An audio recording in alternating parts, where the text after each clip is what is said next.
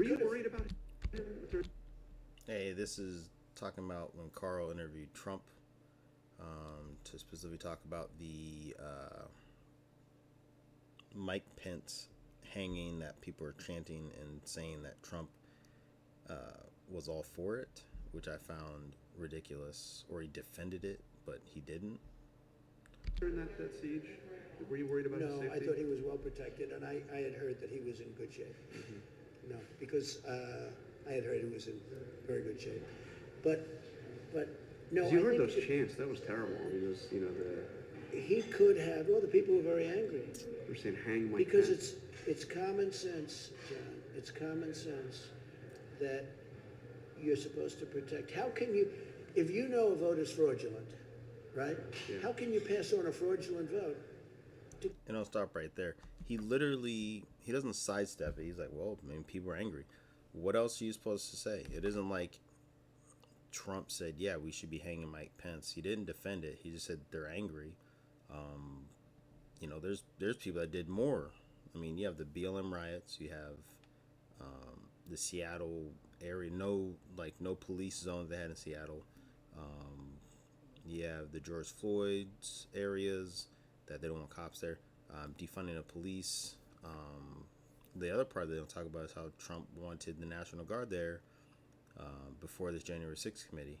And they said no to that. So I'm not going to say they're liars, but I think it's very disingenuous if you're not really going to tie in all the other facets of why this should or should not be shocking. The way that I compare this to is like if you allow your kid to keep hitting people and they're 6 years old, and then 7 years old come by, they start hitting harder, leaving bruises, causing people to bleed, and you still don't do anything. Then the next year it ups the ante to like a chipped tooth, so on and so forth. People that might need a little medical attention, not hard. Then it's like more medical attention, more violence, and then you get 6 years, 7 years down the road, and you're like, whoa, I can't believe this person's like now killing people. It's like that's how I kind of add it to it. It's like when you allow something to progress and progress and progress, it's only get more and more extreme. It's kind of like where I don't let my children watch crazy YouTube videos because when that's not making you laugh or when that's not really doing whatever for you, you go to the next level and then the next level. It's a human condition. Even myself, I catch myself like looking at cars, and I'll look at these kinds of cars, and I'm like, oh man, it's like I go from wanting a $5,000-$10,000 car to I want this $2.7 million car.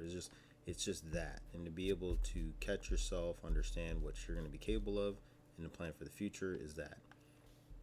This I personally believe is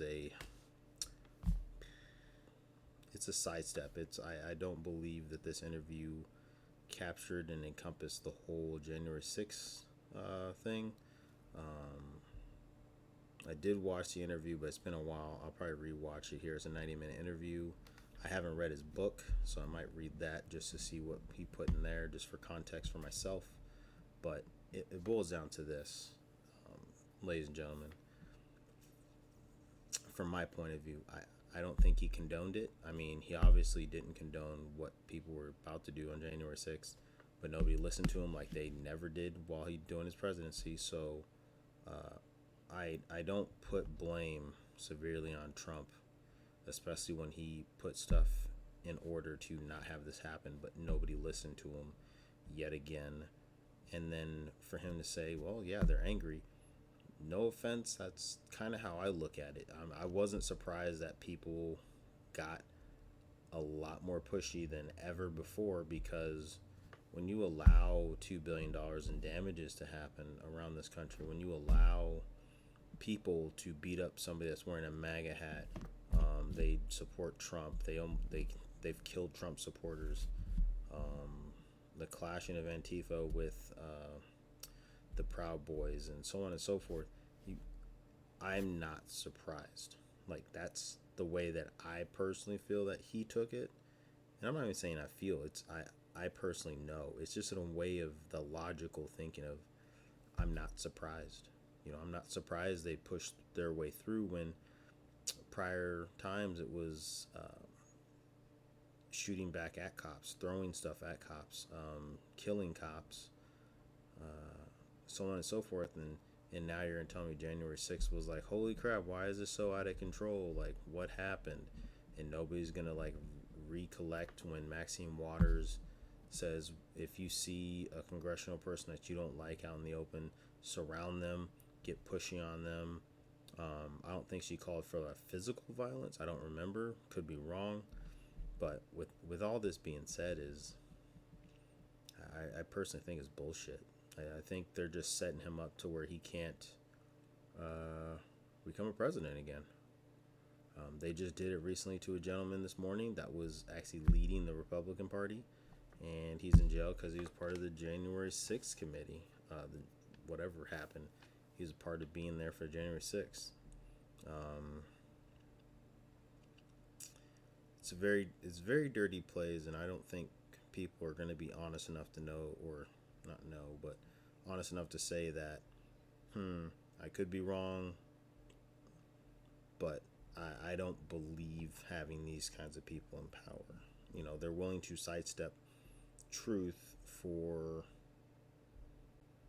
their worldviews, and that becomes very dangerous. Whereas if you're not going to be logically and have actual integrity, then why should I listen to you? I'm just asking. So there you go. Peace.